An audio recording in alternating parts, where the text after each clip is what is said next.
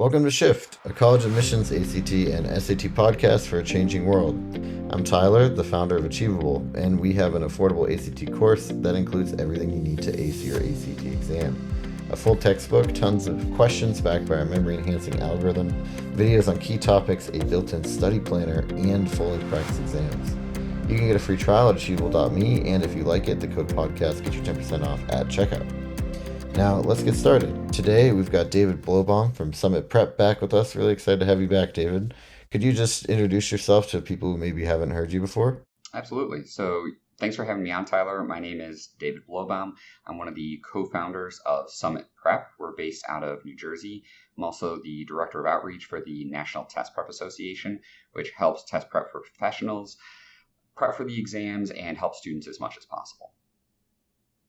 Very cool. Well, thank you. And so today we're going to be talking about one of the most interesting shifts in admissions right now, I think, because, starting in COVID, a bunch of places had no choice but to go test optional. Then with sort of the push for more equitable admissions in general, um, there were a lot of schools that kind of felt like doing test optional was even like sort of a moral prerogative a little bit. And then the SCOTUS ruling happened, which struck down affirmative action. And so, in all of this, one might reasonably assume that schools would double down on test optional, but it's actually not working out that way, and there's good reason why. So, I don't know if you want to kick things off. Sort of, I think you want to I think one of the phrases we want to use is test preferred is the new test optional. I don't know if that's a good place to start. No, and that's a great way of phrasing it. That, yes, test optional, what does that really mean? Test preferred, and we can get into why. So it's hot off the press. Your listeners are the first people to hear this. My company just completed a study of the top 100 schools, looking at their test practices, what they say in their PR releases, what they say actually then in the common data set that actually shows what they do, and then also doing a deep dive into what do they say on podcasts? What do they say on the hidden pages of their admissions page if you just keep clicking in? So I'm really happy to just share those results with you. Yeah, no, take it away. What do you want to share? So I think one of the most telling things was what schools actually say when you really look in detail into their admissions websites. So it might end up starting to sound redundant, but I think it's really important to just actually show what they say. So keep in mind, all the schools that I'm going to be reading their statements from, they're quote unquote test optional. Mm-hmm. This is from Harvard. SAT and ACT tests are better predictors of Harvard grades than high school grades. So as everyone will tell you, high school grades are the best predictor of success in college. What Harvard is saying is no, at Harvard, a student's high school grades are not even the best predictors. SAT and ACT scores are. That makes SAT and ACT scores the best predictors of success at Harvard. So if you think they don't care about SAT and ACT scores, they're telling you otherwise. They're telling you they actually, if they follow their own admission, that they technically should care about SAT and ACT scores even more than grades at Harvard. Right. And again, there's good reason for this, right? Because grade inflation has gotten pretty bad. I mean, I think I heard the stat once, like almost half of American students have a 4.0 or better. Exactly. So, and actually we can definitely touch on that because that'll make everything else make more sense probably. So the Higher Education Research Institute at UCLA, they've been doing the same study for now over 60 years. And they do the largest scale study of grades of high school students who then go on to pursue college degrees. So their data set is always around 30,000 or more students. So starting in 1966, when they started tracking that data, it was 21% of students who went to pursue a 4-year BA degree at a university had an A plus, A, or A minus average. So we'll just say A average. That means 80% of students didn't have an A average. Fast forward to last year, it was 80.6% had A averages. 80% had A averages. That's A plus A or A minus averages. Only 20% of students going on to a 4-year BA granting university did not have an A average. So A truly, literally means average for all those students going on to a 4-year university. Right. It also means that if you're applying to Harvard, right, and you having an A average is probably totally table stakes. Like it's not even like good table stakes. It's just like if you don't have this, it's a problem. Absolutely, yeah. If you don't have it, you're out. I mean, the number of students who get C's in high school and then go on to a university degree is almost none. I think it's Hmm. University of Georgia is like 0.2% of students that go to University of Georgia had like one C on their transcript, right? It's essentially zero. So there has been so much grade inflation, but really grade compression, where everyone is compressed into essentially having perfect grades. That's just like prerequisite to just even be considered, right? So to your point, that's why SAT and ACT scores do become important because there is so much grade inflation. Hmm. And just some other statements from these top schools on their score use policies. So I love Duke has like the most blunt statement. It's amazing. They say, buy a study guide and begin taking practice SAT and ACT tests. We recommend that a student take an official SAT or ACT in the springtime of their junior year. Again, they're test optional. I'm not even going over test required schools like MIT and Georgetown. Right.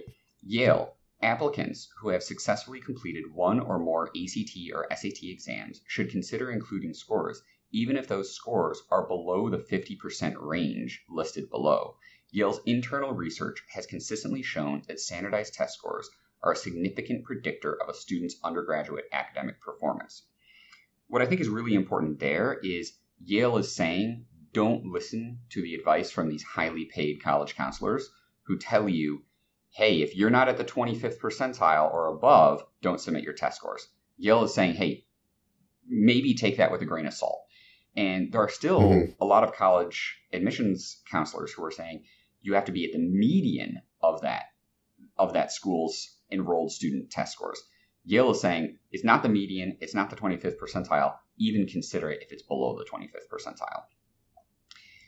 I also think that it's kind of like the counselors are giving advice that one might be outdated, because I think that might have been a better strategy in like 2021.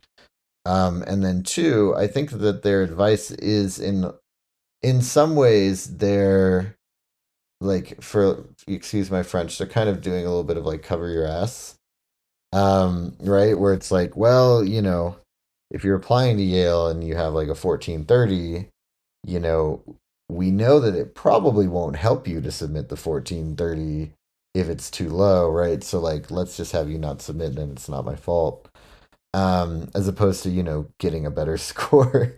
But the other thing too is this, on the other hand, one of my favorite sort of quotes, I think it was George Carlin or something, is everybody thinks they're an above average driver, right? And so it's like, similarly, if you have a 50th percentile, that means that half the people are under that percentile. Like, it's okay if you're under that percentile too, because still that's half of the people that got in are under it. You're exactly right. So clearly they have to take some students who are below even their 25th percentile, right? Because otherwise, Well, right. Otherwise, that would be the bottom. exactly. And as we'll get into the University of Michigan study that was released yesterday, it gives every explanation for why that's the case, that they want lower test scores because it's going to actually pick up amazing students and be far more equitable than test optional admissions. So that's really why, and we'll get into that, why Yale is doing that. But some other statements from top schools. So, for instance, Princeton, they have the Q&A, or the frequently asked question on their website. If I've taken the SAT ACT, should I submit the test? Will you still consider it? They just answer yes. Those standardized test results will not be required for fall entry in 2023, 2024, and 2025. We still value these test results and will evaluate them within the context. And again, that context is going to become really important. Northwestern says, while high school grades are a strong predictor of academic success in college, the combination of grades and standardized test scores has been shown to strengthen that prediction. Stanford, standardized testing is one of the application requirements that can highlight academic preparedness. Which is really weird that he actually still left that language of requirement, because then right above that it says that they're optional, but they literally didn't even change it from required, which is kind of ironic. But then it goes That's on. funny. Then it goes on. I mean, University of Chicago, Dartmouth, um, as expected, these very top schools, they want the SAT and ACT results. But what I found even more interesting is schools lower down the list of the top 100 schools, they also want these scores. So UT Hmm. Austin changed their language to say students are encouraged to submit SAT, ACT scores, but it is not required. So that's really Hmm. where they're showing that it's test optional. Yes, you have the option, but it's not an equal option for admission. They're showing that test optional really means test preferred. They're saying they're encouraging it. Well, I also think that's what the thing that to me is more telling.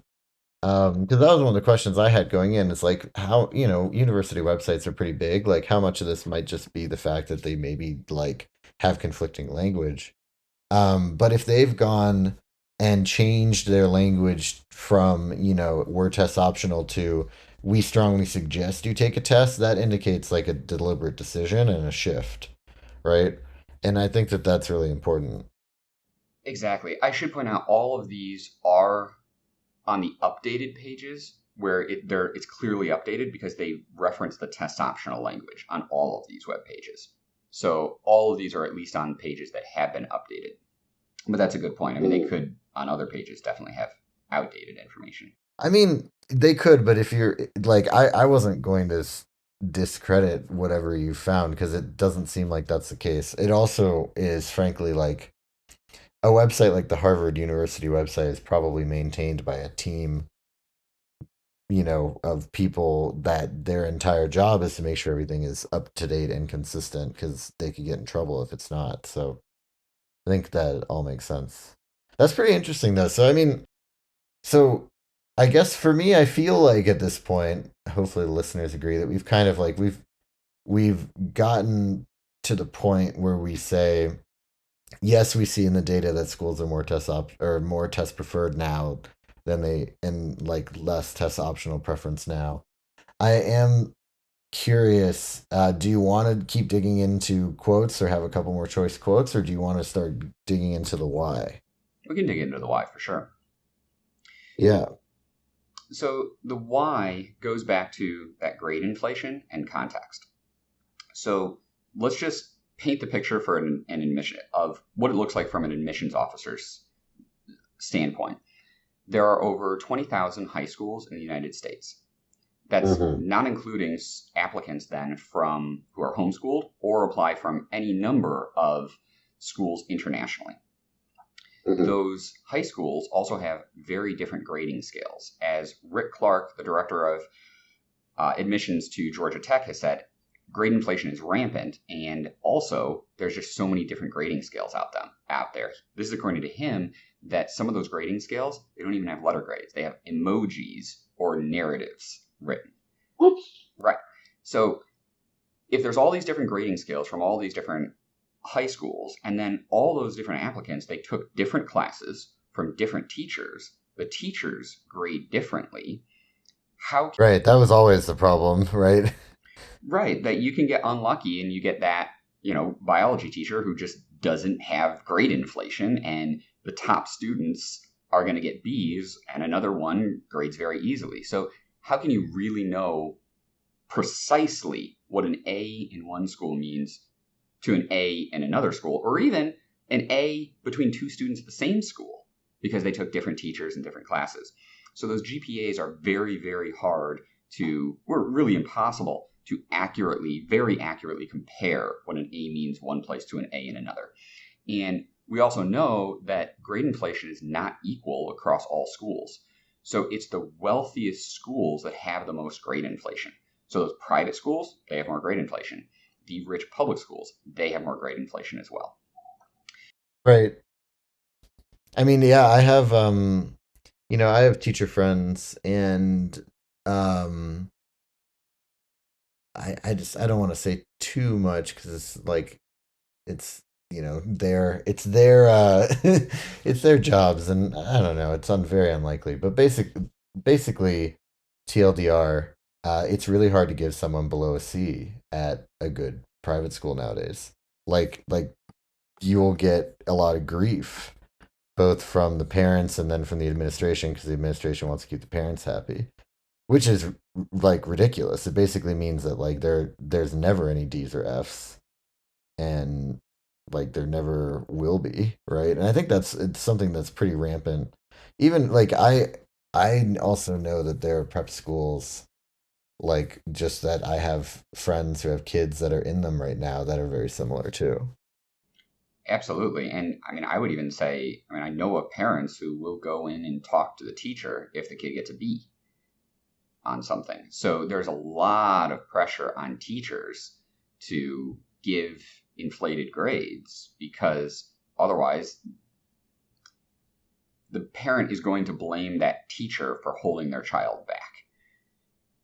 Yeah, and also frankly like the it's unfortunate, but it feels like parents have kind of stopped thinking of school as like something that should be challenging your kid and like getting, teaching them, not only the normal skills of like science and math and whatever, but like life skills, like how to work hard and all that stuff. Like now, if it feels like people kind of see school as a transaction where it's like, I'm going to go, like, particularly private school, it's like, I'm paying for this school so that my kid can get into a certain level of college that will feel good for me, and I'll feel like I was a successful parent, right? And they don't really care about the kid learning the lessons along the way.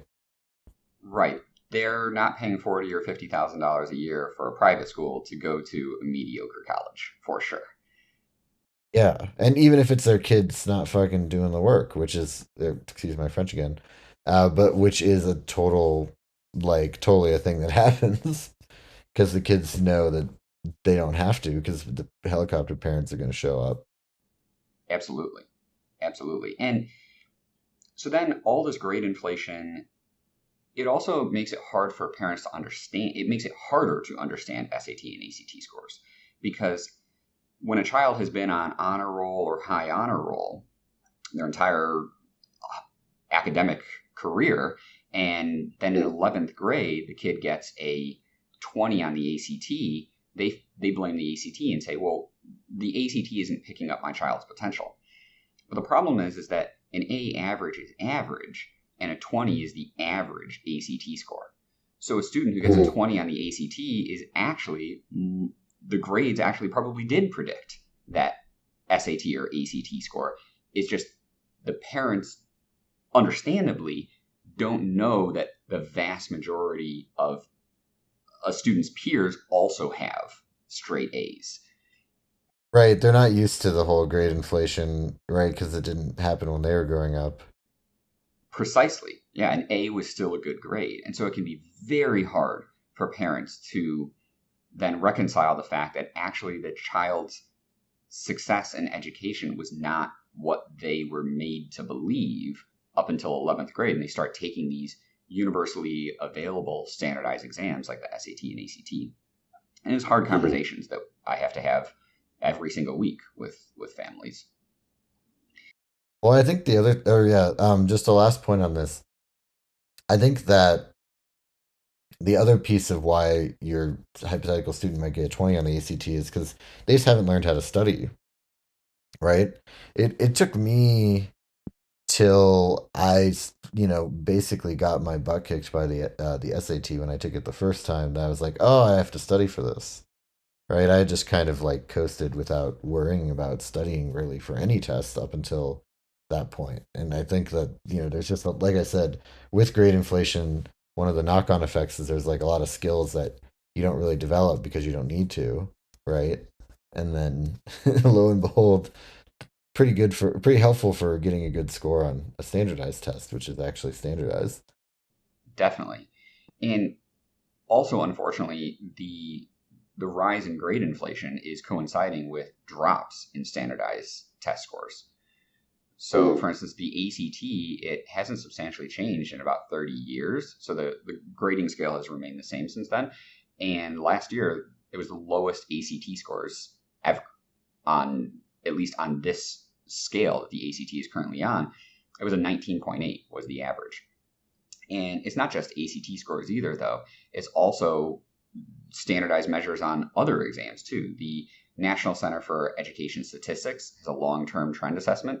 They show that, since the pandemic happened, there's been a drop in reading and math scores. And actually, the fastest, the sharpest ever drop in math scores ever since they've started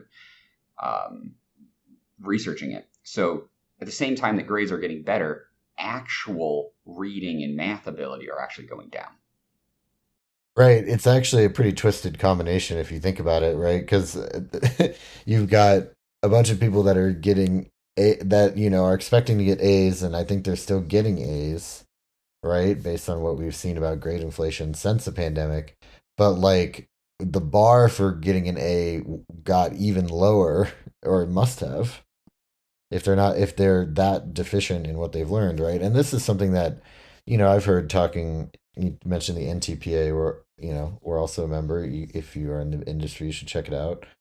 And they have like happy hours, and people talk about how kids are coming in now that their math skills are, maybe at the eighth grade level, like trying to prepare for the ACT or SAT. And you're just like, whoa, like what happened here? And it, unfortunately, regardless of sort of the politics of it, like having kids try to go to school at home, and having everybody do that for 2 years when nobody was trained on it, right, including these poor teachers, um, basically like set everyone back kind of a year to 2 years, right? Like it's almost a wash a little bit, is what it sounds like. Definitely. And the problem, I think, is that so many of these things are cumulative. So if you don't get a Mm. good foundation in algebra, your foundation in math, in higher level math, is really not good.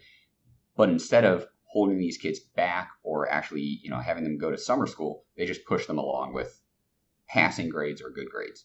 So it is actually a really big problem.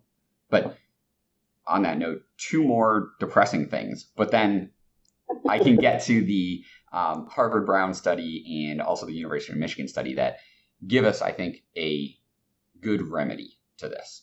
Yeah. So the other thing to consider is when we're talking about admissions is what gets students in.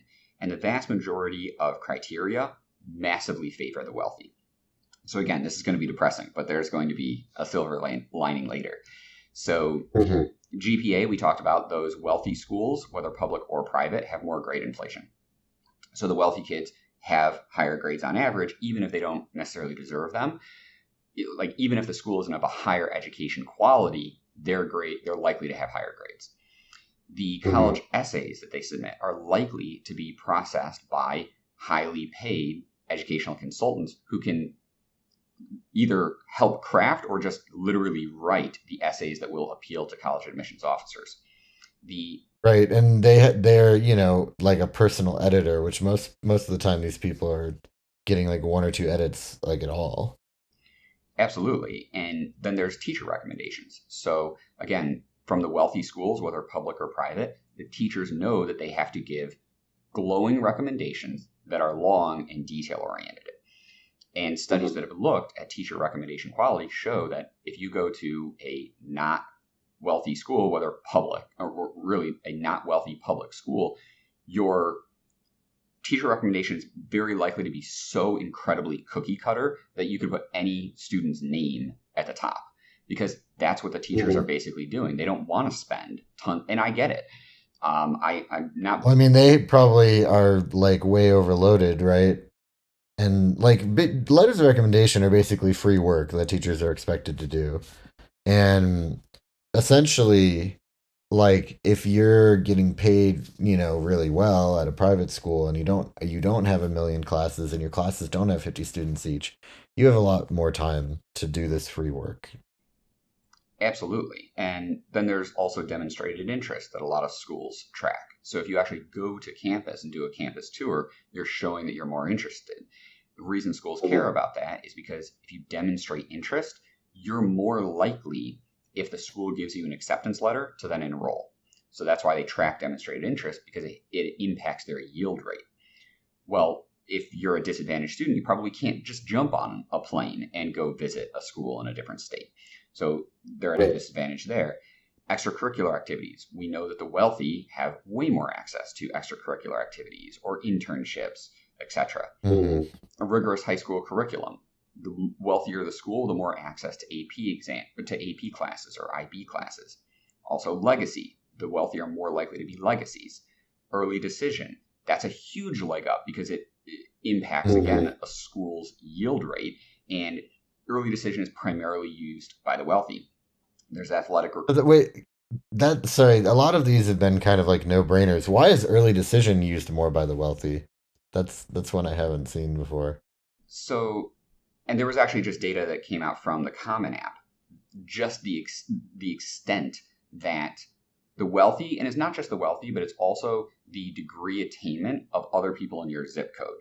Those two things combined, which are also related, massively predict whether or not you're going to apply early decision. So you have I think it's about a 40% chance of applying early decision somewhere if you're in the top band of education, whereas you have about a 4% if you're in a zip code with the bottom band of education. So Mm. massively different early decision application rates, mostly because of information, but also if you apply early decision, you can turn that school down if you don't get enough financial aid, but that's really the reason not to apply early decision is you're losing your ability to pick and choose between different financial aid packages from schools. Right. So there's, a very reasonable, justifiable economic reason why a disadvantaged student would not be applying early decision. That they might get in, but it might cost more because they've lost the leverage to negotiate on the financial aid and compare offers. Right. Very interesting. Okay, cool. I mean, I think that just in general, yeah, the biggest, and this is kind of the other thing that happened with the SCOTUS ruling that everyone kind of rolled their eyes at was like, there's been affirmative action for the rich the entire time.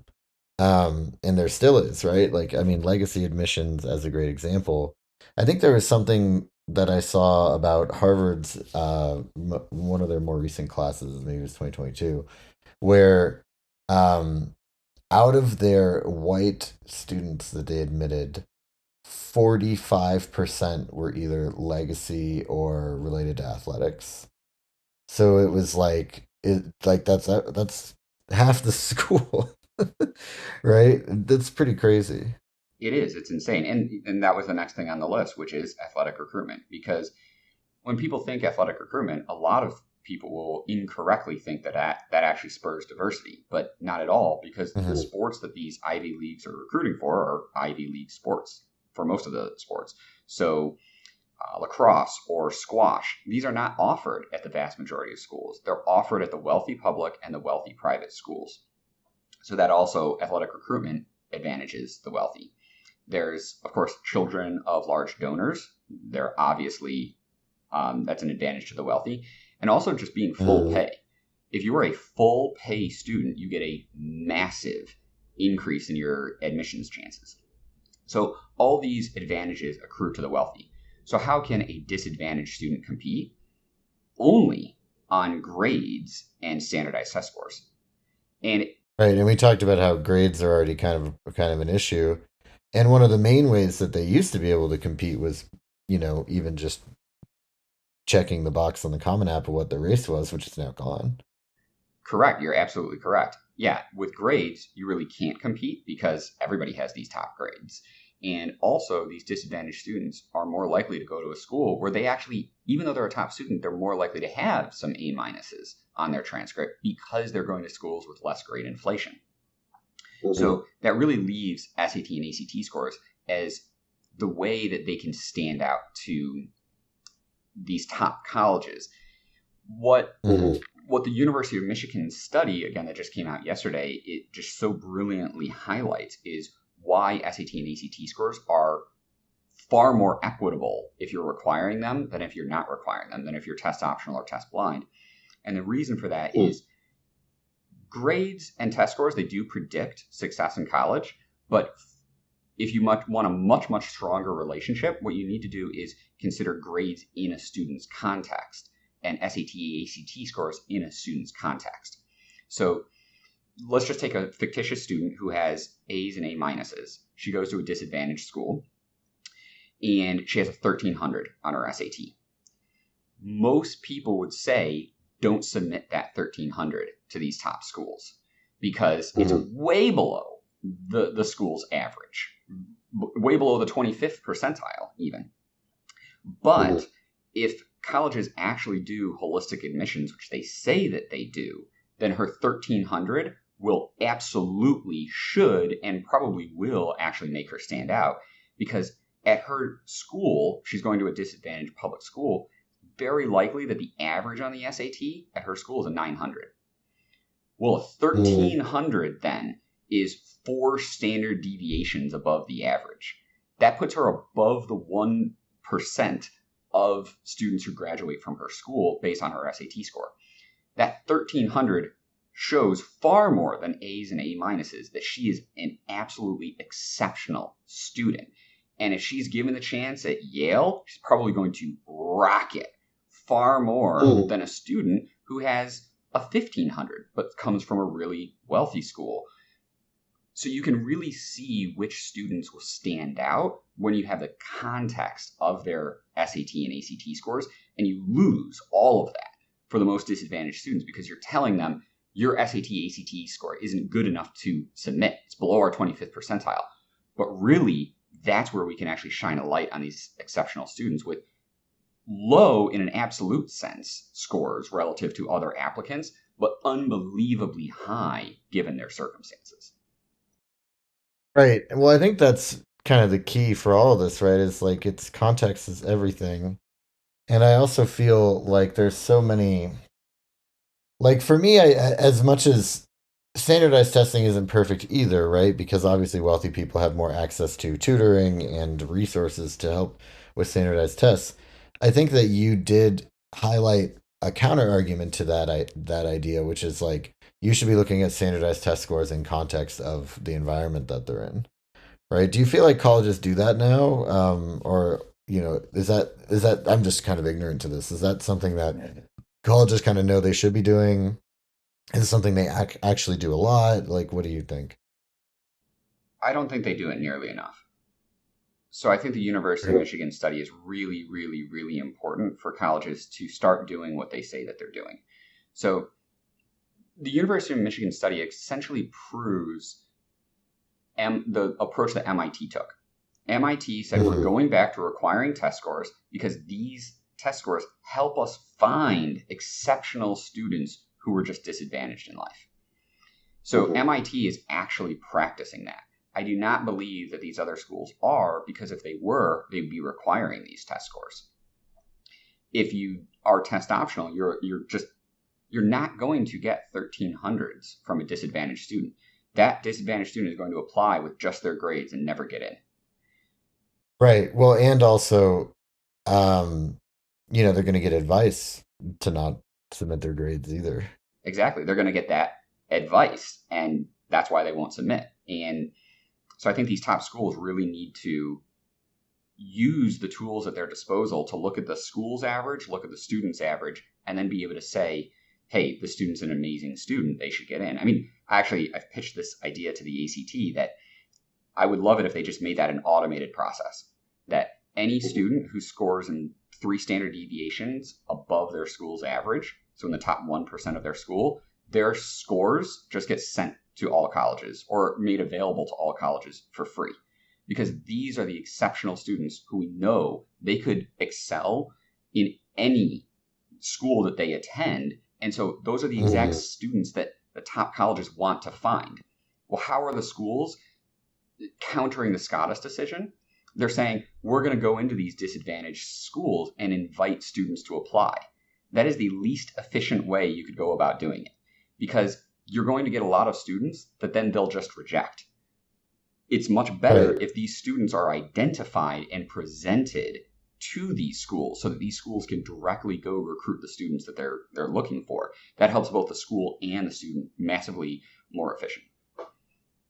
Right. And the thing that's also important to remember is like the context of how students are being told about college admissions just is completely different. And I think so many people kind of come from, particularly if you know you work at Harvard as an administrator or whatever, like a lot of people come from the same bubble that they're kind of like feeding back into, which is the idea that, starting in kind of freshman or sophomore year of high school, like your parents are all about you going to college. You're figuring out, like, thinking about what schools you want to go to. You're starting to think about what extracurriculars you want to have. You're starting to think about, oh, like, what AP classes am I going to take? Versus if you're in a disadvantaged community, or you have two working parents, or you're just in a place where maybe you're the first person in your family to go to college, or maybe your social circle thinks that college is stupid. And that was something that I ran into a lot, even in California when I was in public school. Was like there were a lot of people that were like, I don't care about college, like I'm going to be a mechanic, so like who cares, right? My dad's a mechanic, he's going to hire me at his shop when I graduate high school, and that's that. And so it's like when you're surrounded by that, it's a and Harvard showing up and saying, "Hey, we'd love for you to apply." Is like, what? Like that the core problem here is more around like these people are in an environment that is not typical of the people that apply to your school. Showing up for a day to say hello to that environment doesn't really help. I completely agree. Definitely. And to say, hey, you could apply. It's like, what? To your point, yeah, you're not It's a ton of work. right. Exactly, exactly. There's so many obstacles between showing up to say apply and actually applying and then getting in and feeling like you could get in. Right. Yeah, and so I mean, I feel like there might be reasons why ACT doesn't do the test score thing. Though you could make it an opt-in, and then that would probably solve most of them. But I do think that your point is well taken, right? Which is that if you're, scoring in the top 1% of your school, especially with historic data on a standardized test, that should mean a lot. And that I think is kind of the point of the University of Michigan study too. Exactly. And there was also recently a Harvard Brown study that showed that using subjective criteria, like those teacher recommendations, like the essays, those advantage the wealthy far more. Because Yeah. those, one, they don't show necessarily academic achievement, they don't show the actual necessarily even the work of the student at all. So it's those public schools that use SAT, ACT score, the big state public schools that use SAT, ACT scores more because they simply don't have the manpower or the person power to look at all these applications in depth. So they default to using SAT, ACT scores more. And ironically, that ends up being far more fair. And they end up not actually giving really Accidentally successful, right? right, accidentally successful.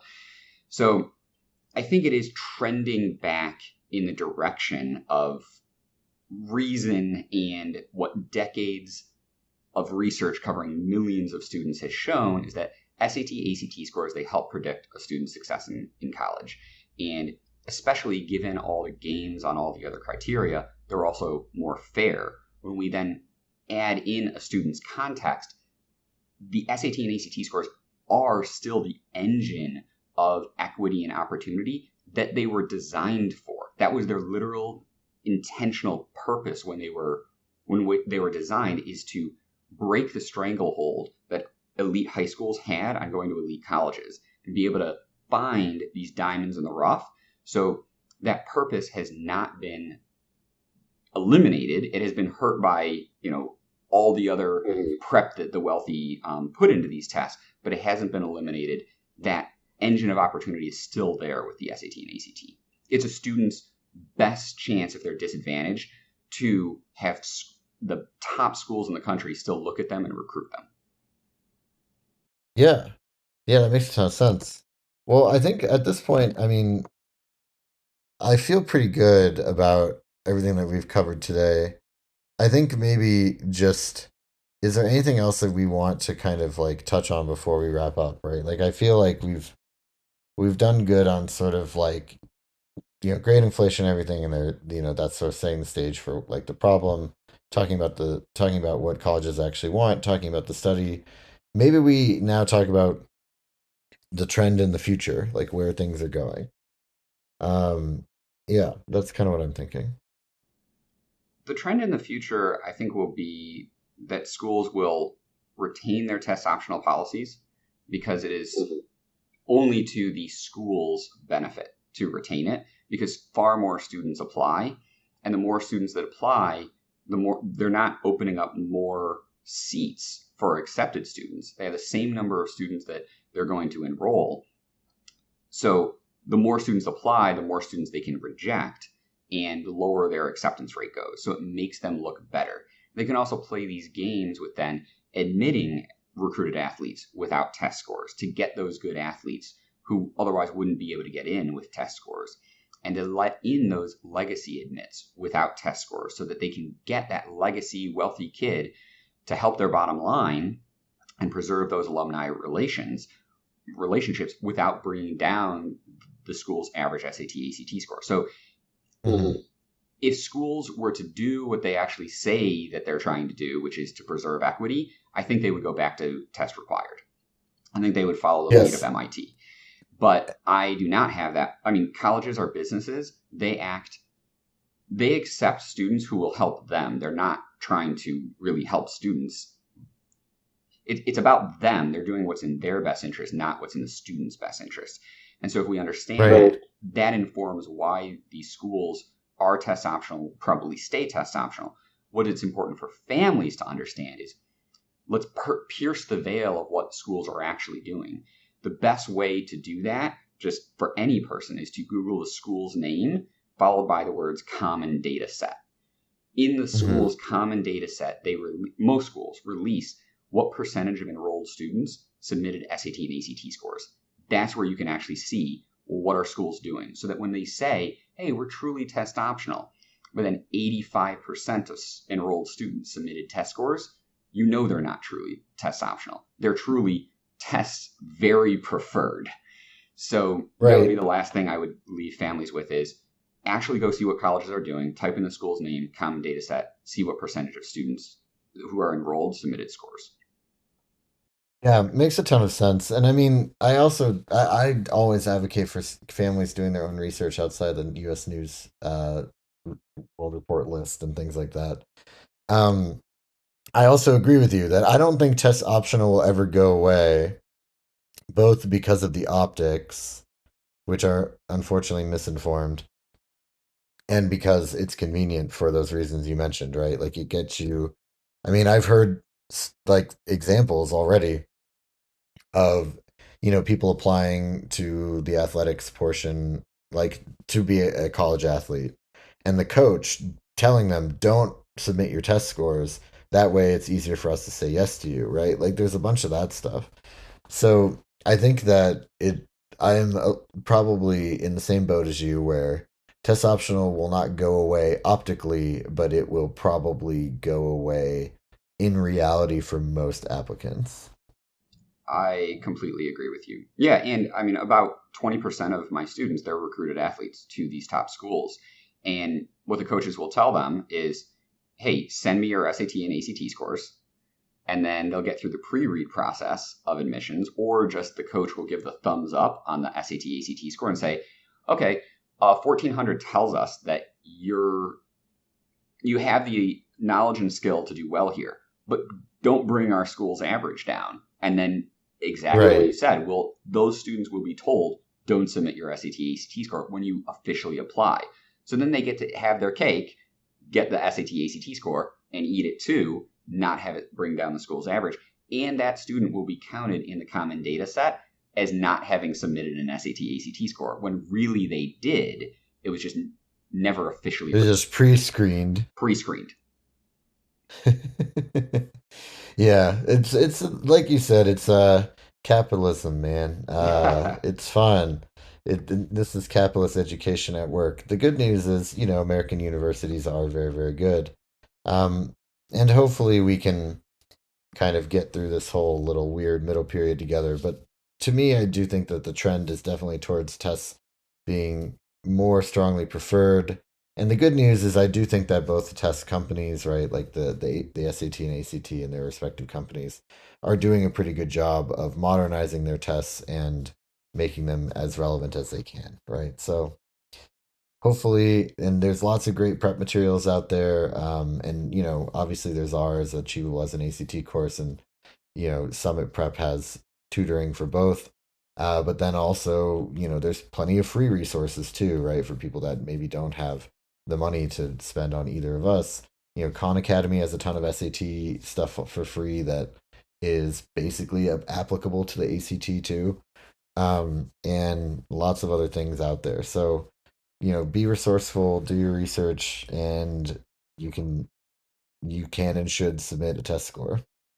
Absolutely. And just to follow up on that, Khan Academy free for every student for the SAT. For the ACT, if a student is on fee waivers, which is 20% of Mm. students get to take the ACT up to 4 times for free, they also get free prep online through the ACT itself as well. So tons of free resources there. Also, just anywhere online, inexpensive prep books, but all students can learn the fundamental grammar, the math, the reading, the data analysis to improve their scores on these exams, get better scores, not only increase their chances of admission, but increase their chances of merit aid, of scholarships, and the knowledge is just helpful in high school and in college and in life. So, yes, please go out and study. All students should be doing so. Yeah, man, we didn't even touch on merit aid. That's a very good point in favor of this is if you want to get merit aid, you basically like you're most likely going to get it or at all or get more of it if you have strong test scores. Um, yeah, and that could save you thousands of dollars or tens of thousands of dollars in the long run, depending. Correct. Great. Well, thank you so much. This has been Shift, a college admissions podcast for a changing world, hosted by Tyler from Achievable with David Blobaum from Summit Prep. And you can get a free trial of Achievable's ACT course by going to achievable.me and use the code podcast to get 10% off at checkout.